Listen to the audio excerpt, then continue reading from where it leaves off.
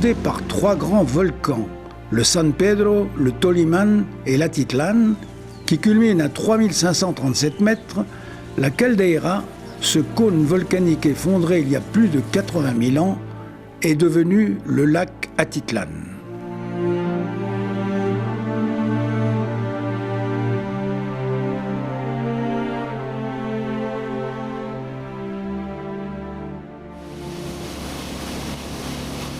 Le Guatemala éleva en 1955 le site du lac en parc national, dans cette région très peu développée.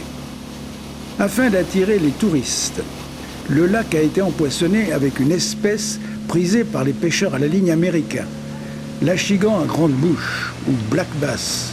La prolifération de ce poisson carnivore et vorace a causé l'élimination de plus des 2/3 des espèces de poissons vivant dans le lac.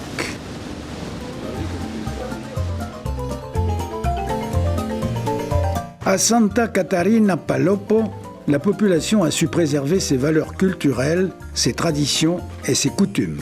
Les tissus fabriqués par les femmes de Santa Catarina Palopo sur des métiers très rustiques, principalement de couleurs sombres de turquoise teintée, sont un des exemples les plus remarquables de l'expression artistique maya dans l'art textile, dont les femmes sont les uniques actrices du développement.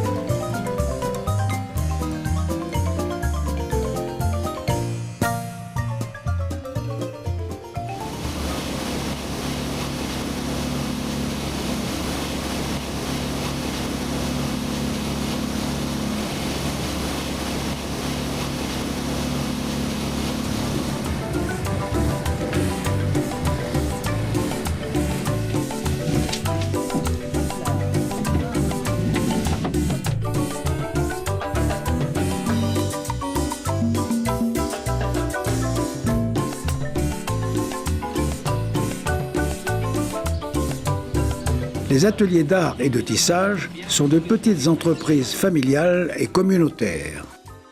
Les femmes se regroupent et forment des associations informelles afin de fabriquer et promouvoir leur artisanat.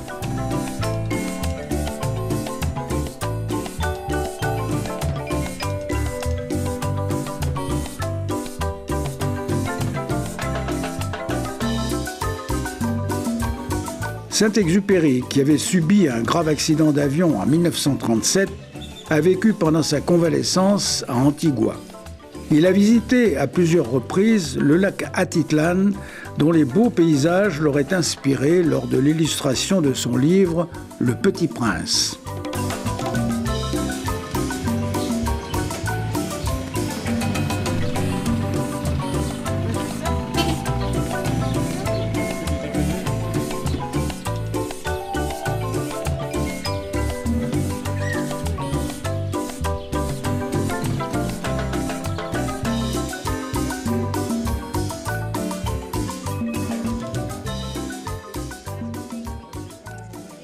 Cachée derrière l'autel, une femme prie et pleure son désarroi.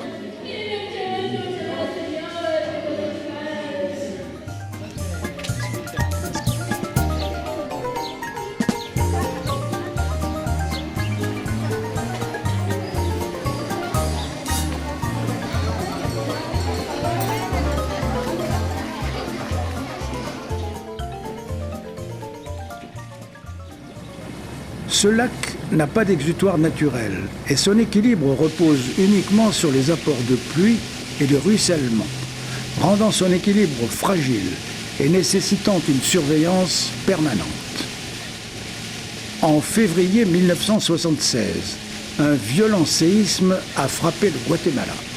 Il a fracturé le lit du lac, provoquant un drainage souterrain qui occasionna la baisse des eaux de 2 mètres en un mois. En 2007, un autre séisme eut l'effet inverse, comblant en partie ces infiltrations. Puis, 2 ouragans ont contribué à faire monter le niveau d'environ 8 mètres, noyant les berges et ruinant des habitations riveraines.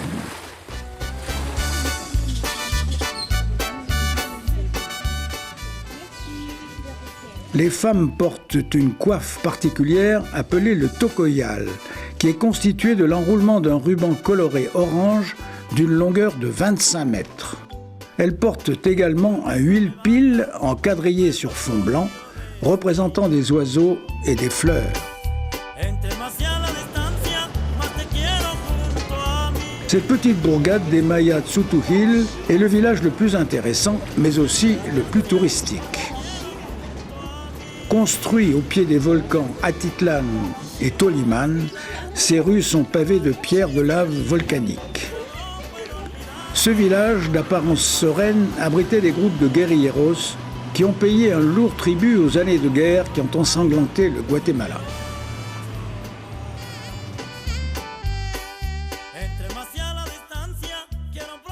Nous allons assister à un spectacle inhabituel qui peut surprendre les non-initiés. Maximon, poupée fétiche, est l'hôte à tour de rôle chaque année d'un membre de la confrérie religieuse qui lui fabrique un autel dans sa demeure. Saint ou sorcier? Son origine vient d'un dieu païen, le grand Mam, un ancêtre maya. Il fut créé par la désillusion envers la religion catholique par suite de la dureté des évangélisateurs conquistadors. Son rôle de fétiche religieux est d'aider les chamans pour protéger les voyageurs, les prostituées, les commerçants, les jeunes filles, les semences, les récoltes, etc. Il fait aussi l'objet de requêtes et de rituels douteux, pour ne pas dire maléfiques. En échange de ses services, on lui offre rhum, maïs, cierges, dévotions, fleurs, argent, confiseries, cigares, œufs, fruits, encens, dont le copal, que l'on retrouve fumant à ses pieds. On lui concède tant de pouvoir que les propriétaires de maisons environnantes affichent des photos de Maximon aux fenêtres pour éloigner les voleurs. À Pâques, il fait partie de la procession, mais il est retiré avant l'entrée du cortège dans l'église. Le culte voué à ce fêtard et soudard va jusqu'à lui accorder des pouvoirs sur la vie sexuelle des gens. Il peut faire le bien comme le mal, guérison et sortilège.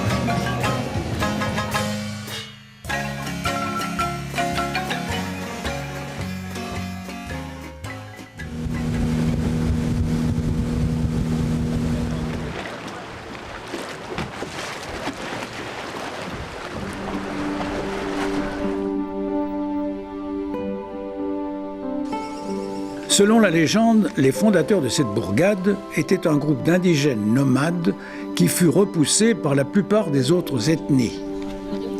Ils se sont installés à San Marcos après plus de 300 ans de voyage. Ce petit village bien décontracté en bordure du lac offre des gîtes de traitement naturel, des massages, des enseignements spirituels, des sessions d'apprentissage au chamanisme et plus si affinité. La ville, encore peuplée d'étrangers et hippies, possède une végétation exceptionnelle, une abondance de fleurs et de plantes tropicales. Cet endroit, qui serait, selon l'avis de certains, le paradis du lac. Un fort vent, le Xochomil, peut se lever dans la journée, rendant périlleuse la navigation sur le lac à cause des vagues qu'il soulève. Ce vent fait l'objet d'une légende où l'âme d'un jeune homme parcourt désespérément la surface de l'eau à la recherche de sa fiancée noyée.